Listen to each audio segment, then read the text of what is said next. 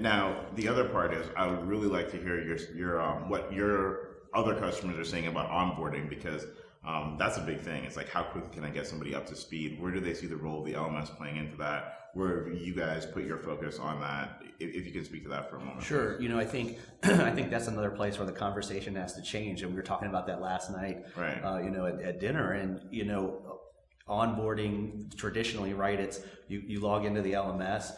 You're assigned to a new hire orientation, curriculum. It's got, go read this, go take this course. Now you're done and you're out the door. What is that? You've spent a couple of hours, maybe a day or two, and now you're supposed to be able to go do everything that you need to do.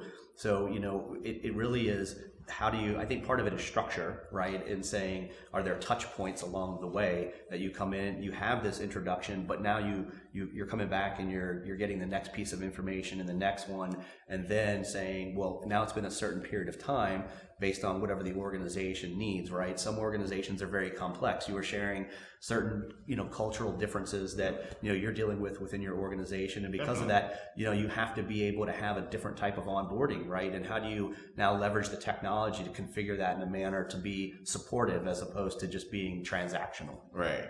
And you talked about ours. One of the big plays within business overall is companies there's more and more acquisitions taking place.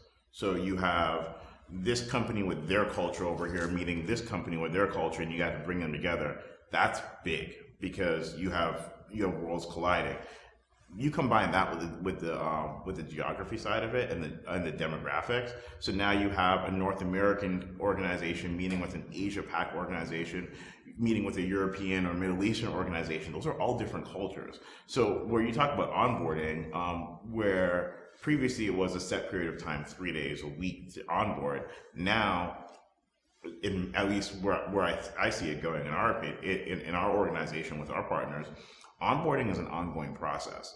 And the key that we have to define with onboarding is, when does it truly end?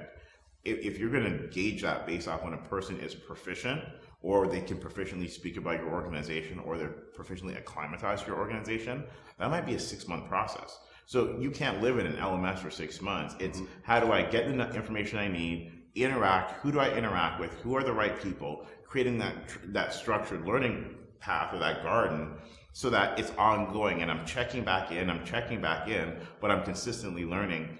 That's going to get a lot of people nervous, saying that you need a 3-month or a 6-month onboarding process, right? And then the technology that you have that can integrate and drive that process, that's going to be really critical.